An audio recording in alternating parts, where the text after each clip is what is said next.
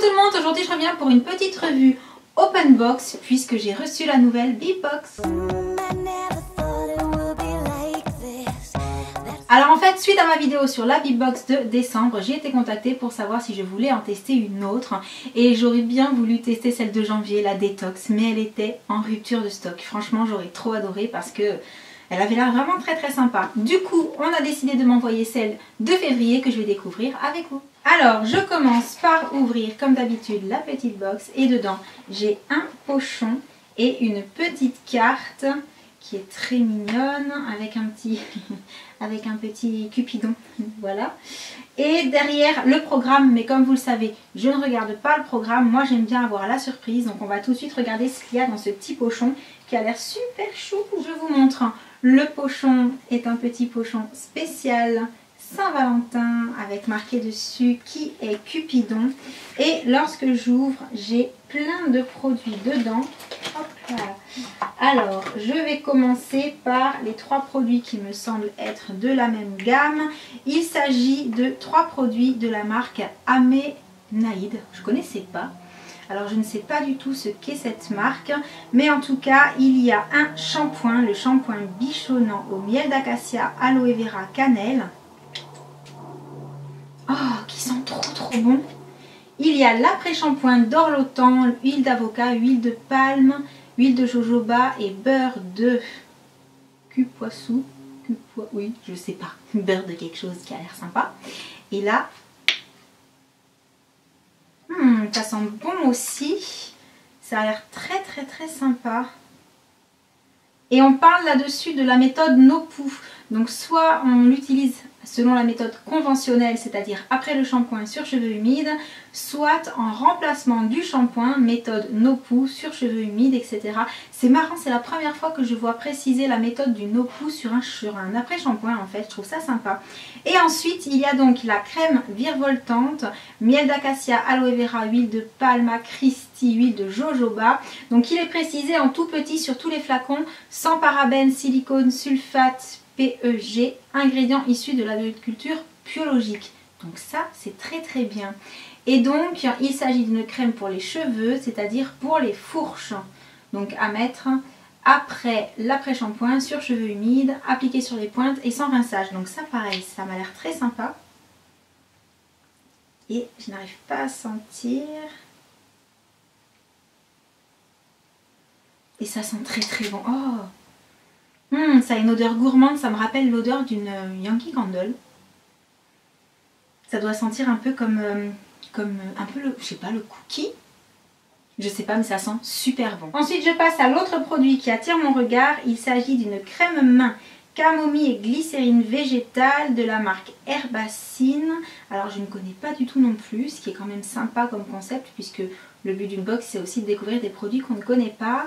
Et donc, triple action, sans colorant, délicatement parfumé, 75 ml et ça sent très bon. Alors, le problème c'est que là j'en ai partout. Donc voilà, on va le mettre là. C'est vrai que l'odeur est très légère. Donc pour celles qui n'aiment pas les crèmes trop parfumées, ça peut être sympa à voir sur le long terme. Mais en tout cas, c'est original, je connaissais pas. C'est testé dermatologiquement, ce qui est somme toute normal pour une crème. Et pas d'autres indications qui me sautent aux yeux. Pas d'indication sur le fait que ce soit bio ou des choses comme ça. Donc je ne pense pas que ça y est. Il y a du parabène dedans, je le vois. Mais voilà, bon, là on n'est pas sur du bio, mais sur un produit que je ne connaissais pas. Donc c'est toujours sympa de découvrir quelque chose. Ensuite, il y a un autre packaging qui m'attire parce que je connais. C'est un lait pour le corps de la marque La Sultane de Saba à l'huile d'argan. Et je ne sais pas si vous connaissez ces produits, mais ce sont des produits qui sentent juste trop bon. J'adore. Là pour le coup je regrette que ce soit pas un plus gros format parce que là ça fait vraiment échantillon étant donné que c'est un lait pour le corps. Ça veut dire qu'en gros je vais l'utiliser 2 fois, peut-être 3.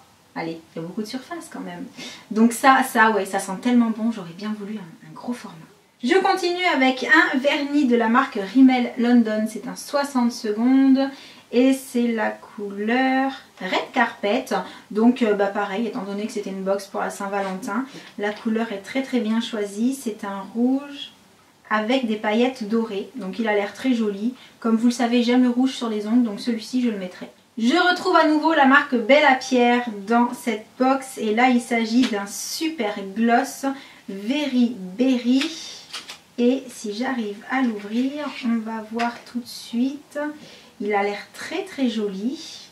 Alors comme j'ai déjà du rouge à lèvres sur moi, je ne vais pas pouvoir le tester là. Mais je vais tester sur la main. Oh, il sent la fraise Tagada.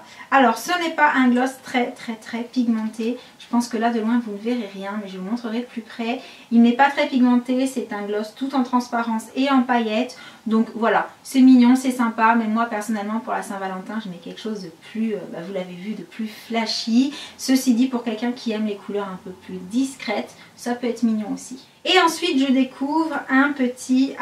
c'est un petit pinceau rétractable de la marque L'Oréal Elnet.